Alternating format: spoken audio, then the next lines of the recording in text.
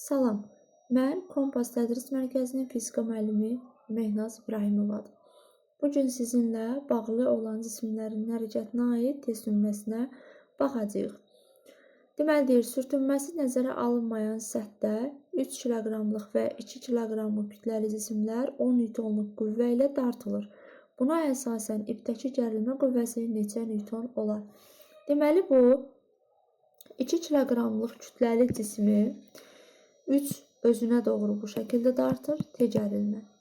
3 kiloqramlıq cismi, 2 kiloqramlıq cismi isə özünə doğru sağa tərəf dartır. Biz bu cisimlər arasında yaranan gərilmə qüvvəsini tapmağa çalışacağıq. Bunun üçün bizə lazımdır sistemin təcili. Təcil nə idi? A bərabərdir, bildiyimiz kimi F əvəzləyici bölünsün M sistemin kütləsi. Əvəzləyici qüvvəmiz verilib 10 newton, bölünsün sistemin kütləsi 3 ilə 2-nin cəmi elədi 5. Deməli, sistemin təcili oldu 2 metr bölünsün saniyə kvadrat. İndi gəlin bu 3 kiloqramlıq cisimə təsir edən qüvvələri görsədək. Bax, sürtünmə qüvvəsi nəzərə alınmır və 3 kiloqramlıq cisim üzərində sadəcə T gərilmə var. Deməli, T gərilmə qüvvəsi bərabərdir M vurulsun A-ya. O da bərabərdir. M neçədir? Kütləsi 3, təcilimiz 2. Deməli, 2 bərabərdir 6 newtona. Deməli, 3 kiloqramlıq cisimə təsir edən gərilmə qüvvəsi 6 newtondur. İndi gəlin 2 kiloqramlıq cisimə təsir edən gərilmə qüvvəsini də tapaq.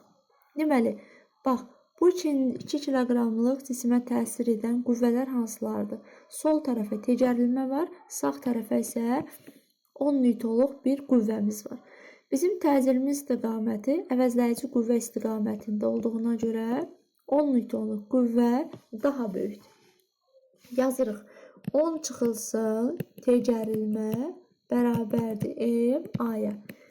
2 kiloqramlıq cisim üçün Newtonun ikinci qanunu yazırıq. 10 çıxılsın təcərilmə bərabərdir.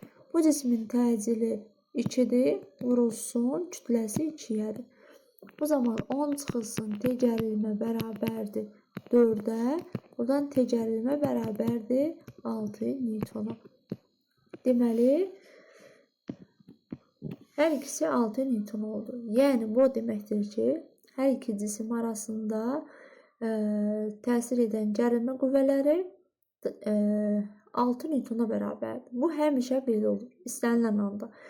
Mən sadəcə ikisini yazdım ki, sizə daha aydın olsun. Fərqi yox, siz sadəcə bunu 3 kiloqramlıq cisim üçün də yaza bilərsiniz.